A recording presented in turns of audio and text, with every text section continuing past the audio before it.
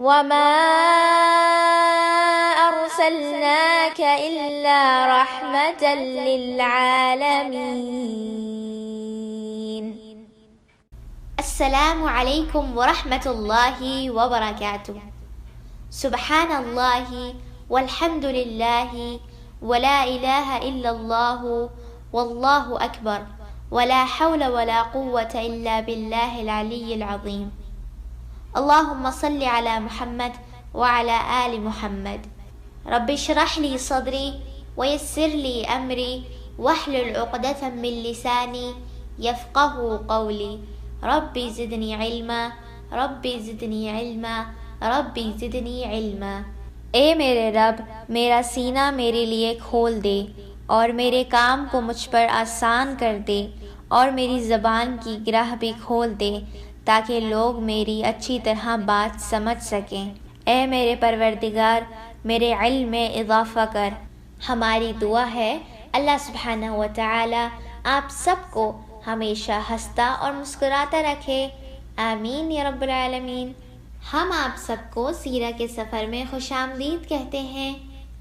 آج انشاءاللہ ہم آپ کو رسول اللہ صلی اللہ علیہ وسلم کی مکہ کی زندگی کے بارے میں بتائیں گے.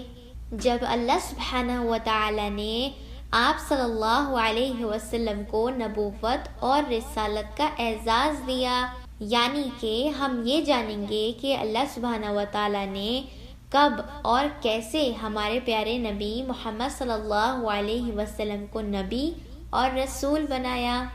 آپ صلی اللہ علیہ وسلم حضرت خدیجہ سے شادی کر کے مکہ میں اچھی اور آرام دہ زندگی گزار رہے تھے. آپ صلی اللہ علیہ وسلم مکہ سے تھوڑی دور پہاڑوں کے اوپر جاتے اور وہاں وقت گزارتے. آپ صلی اللہ علیہ وسلم کی پسندیدہ جگہ غار حرا تھی، جو ایک پہاڑ جبل نور کے اوپر ایک غار تھا. جبل نور کا مطلب ہے روشنی کا پہاڑ. آپ صلی اللہ علیہ وسلم غار حرا میں جانے لگے. اس غار حرا میں بہت وقت گزارتے تھے اور آپ صلی اللہ علیہ وسلم ابراہیم علیہ السلام کی بچی کچی تعلیمات کے مطابق اللہ کی عبادت کرتے تھے. 3 سال تک آپ صلی اللہ علیہ وسلم کا یہی عمل رہا. آپ صلی اللہ علیہ وسلم کو تنہائی محبوب ہو گئی. پھر آپ صلی اللہ علیہ وسلم ستو اور پانی لے کر مکہ سے کوئی 2 میل دور غار حرا میں جاتے. آپ صلی اللہ علیہ وسلم رمضان بھر اس غار میں قیام فرماتے، اللہ تعالی کی عبادت کرتے. آپ صلی اللہ علیہ وسلم کائنات پر غور و فکر کرتے. جب رات ہوتی تو آپ صلی اللہ علیہ وسلم آسمان میں جگمگاتے ستاروں کو دیکھتے اور ان کی خوبصورتی پر حیران ہوتے رہتے.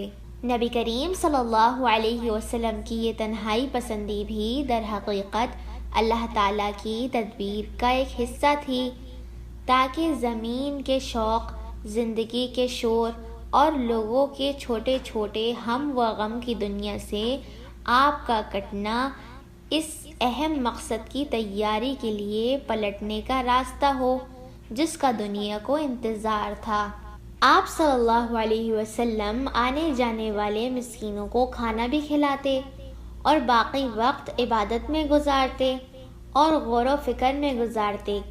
آپ صلی اللہ علیہ وسلم یہ بھی سوچتے کہ انسان اس دنیا میں کیوں آیا ہے، اور آپ صلی اللہ علیہ وسلم کا دل یہ سوچ کر بہت پریشان ہوتا کہ مکہ کے لوگوں میں بری عادتیں ہیں اور وہ ظلم کرتے ہیں. آپ صلی اللہ علیہ وسلم قوم کا بگاڑ دیکھ کر رنجیدہ رہتے اور ان کو ہلاکت اور تباہی سے بچانے کی فکر بھی رہتی، اور وہ لوگ بتوں کی بھی عبادت کرتے تھے.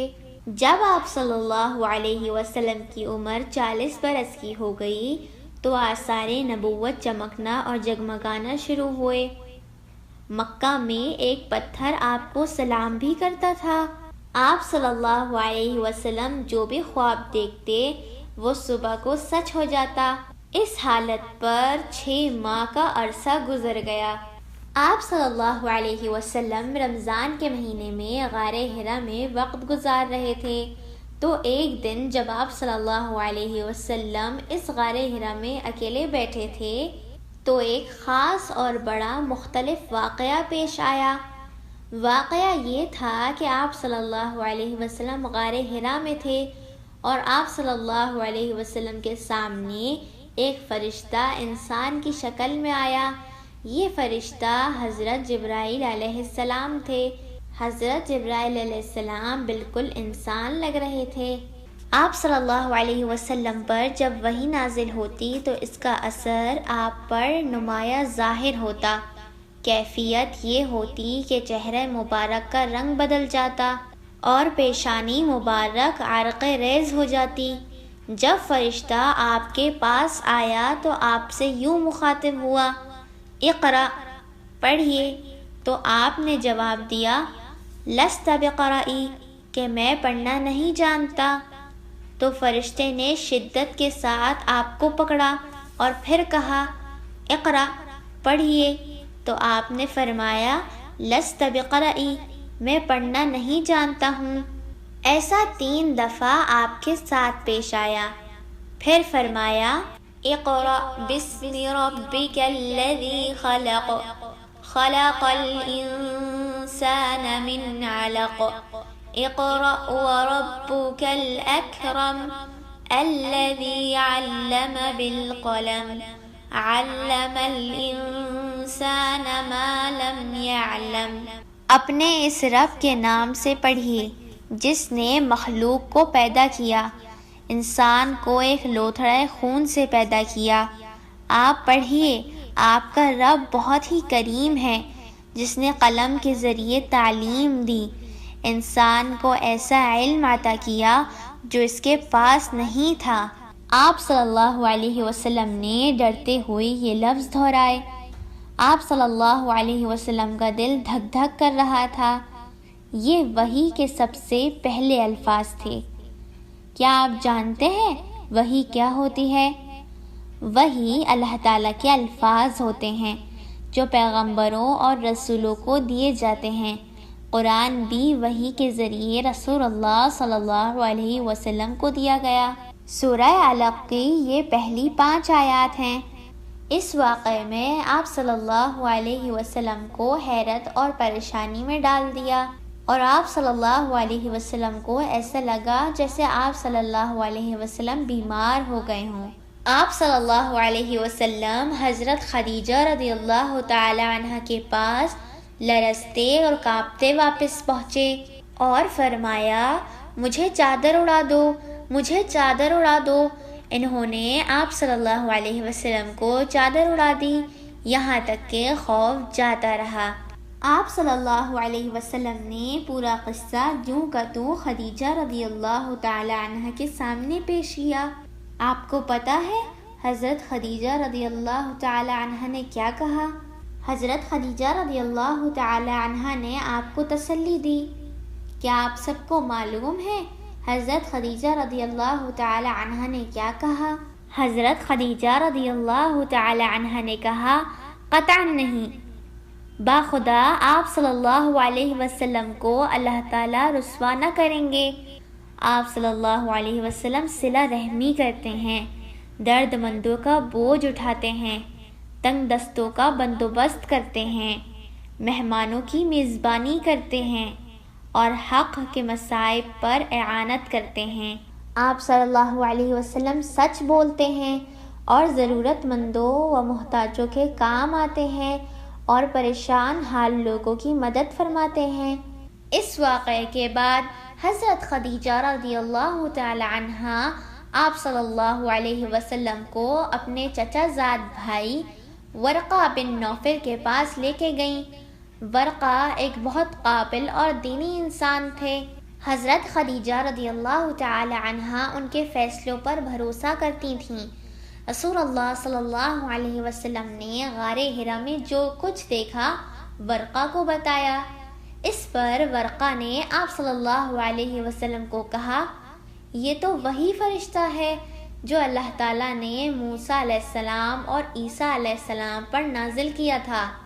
ورقہ نے رسول اللہ صلی اللہ علیہ وسلم سے یہ وعدہ کیا کہ اگر وہ زندہ ہوئے جب آپ صلی اللہ علیہ وسلم کی قوم آپ صلی اللہ علیہ وسلم کو اس شہر سے نکالے گی تو وہ آپ صلی اللہ علیہ وسلم کا ساتھ دیں گے۔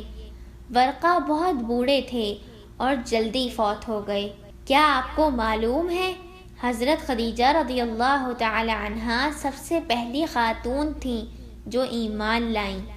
غار حرا میں پہلی وحی آنے کے بعد وحی کا سلسلہ کافی عرصے کے رکنے پر آپ صلی اللہ علیہ وسلم رنجیدہ رہے۔ آپ صلی اللہ علیہ وسلم پر دوسری وحی سورہ مدثر کی آیات نازل ہوئیں۔ کیا آپ کو معلوم ہے حضرت خدیجہ رضی اللہ تعالی عنہا سب سے پہلی خاتون تھیں جو ایمان لائیں؟ جی ہاں، جب رسول اللہ صلی اللہ علیہ وسلم غار حرا سے گھبرائے ہوئے اور ڈرے ہوئے واپس آئے تو آپ صلی اللہ علیہ وسلم نے حضرت خدیجہ رضی اللہ تعالی عنہا کو بتایا کہ ایک فرشتہ آیا اور آپ کو قرآن کی آیات سنائیں، اور یہ بھی بتایا آپ صلی اللہ علیہ وسلم اللہ کے رسول ہیں۔ حضرت خدیجہ رضی اللہ تعالی عنہا اس بات پر یقین کرنے والی سب سے پہلی خاتون تھیں۔ حضرت خدیجہ رضی اللہ تعالی عنہا نے رسول اللہ صلی اللہ علیہ وسلم سے کہا، آپ سچے اور اچھے انسان ہیں، اللہ نے آپ کو اپنا رسول بنایا ہے اور اس میں کوئی شک نہیں ہے۔ حضرت خدیجہ رضی اللہ تعالی عنہا کو دیکھتے ہوئے رسول اللہ صلی اللہ علیہ وسلم کے آزاد کردہ غلام حضرت زید بن حارثہ نے بھی رسول اللہ صلی اللہ علیہ وسلم کی بات کا یقین کیا اور اسلام قبول کیا۔ زید بن حارثہ رسول اللہ صلی اللہ علیہ وسلم کے ساتھ آپ صلی اللہ علیہ وسلم کے گھر پر رہتے۔ اس طرح زید بن حارثہ پہلے غلام تھے جو ایمان لائے۔ آپ صلی اللہ علیہ وسلم کے چچا زاد بھائی حضرت علی بن ابو طالب بھی بچپن سے رسول اللہ صلی اللہ علیہ وسلم کے گھر میں رہتے تھے۔ اس وقت حضرت علی رضی اللہ تعالی عنہ کی عمر 10 سال تھی جب رسول اللہ صلی اللہ علیہ وسلم کو پہلی وحی نازل ہوئی تو حضرت علی رضی اللہ تعالی عنہ نے اسلام قبول کیا اور وہ سب سے پہلے بچے تھے جو ایمان لائے۔ جب رسول اللہ صلی اللہ علیہ وسلم کے سب سے اچھے دوست ابو بکر آپ سے ملنے آئے تو آپ صلی اللہ علیہ وسلم نے انہیں بتایا کہ آپ اللہ کے رسول ہیں اور انہیں قرآن کی آیات بھی سنائیں۔ ابو بکر نے آپ صلی اللہ علیہ وسلم کے پیغام کو بغیر کسی شک کے فوراً قبول کر لیا۔ رسول اللہ صلی اللہ علیہ وسلم ابو بکر کے اسلام قبول کرنے پر اتنے خوش تھے کہ آپ صلی اللہ علیہ وسلم سے زیادہ مکہ میں کوئی خوش نہ تھا۔ ابو بکر کی اسی خوبی کی وجہ سے وہ صدیق نام سے مشہور ہوئے۔ صدیق کا مطلب ہے سچ کی گواہی دینے والا، اس لیے اب ہم انہیں ابو بکر صدیق کے نام سے پکارتے ہیں۔ جی، یہ پہلے چند لوگ تھے جنہوں نے رسول اللہ صلی اللہ علیہ وسلم کی بات پر یقین کیا اور ایمان لے آئے۔ تو اس طرح رسول اللہ صلی اللہ علیہ وسلم کی زندگی میں نبوت اور رسالت شروع ہوئی۔ ہمیں امید ہے کہ آپ کو یہ سارے قصے سن کے مزہ آیا ہوگا اور کچھ نیا بھی سیکھا ہوگا۔ اگلی دفعہ انشاءاللہ ہم یہ جانیں گے کہ رسول اللہ صلی اللہ علیہ وسلم نے کیسے لوگوں کو اسلام کی طرف بلایا اور اللہ تعالیٰ کا پیغام دیا۔ اس کے لیے ہماری سیرہ کی کلاس کو سنتے رہیے۔ سیرہ کو پڑھ کر نبی کریم صلی اللہ علیہ وسلم سے محبت میں کئی گنا اضافہ ہو جاتا ہے۔ آپ صلی اللہ علیہ وسلم نے اس دین کو ہمارے پاس لانے کے لیے کس قدر تکلیف اور آزمائشوں کا مقابلہ کیا ہے اور صبر و تحمل کی اعلیٰ مثال قائم کی ہے۔ یا رب العالمین، تو ہمیں دین کی سمجھ عطا فرما، ہمارا حساب بھی آسان کر دینا۔ اللہ، تو معاف کرنے والا ہے، معاف کرنے کو پسند کرتا ہے۔ یا اللہ تو ہمیں معاف فرما دے، آمین یا رب العالمین۔ والسلام علیکم ورحمۃ اللہ وبرکاتہ۔ وما أرسلناك إلا رحمة للعالمين۔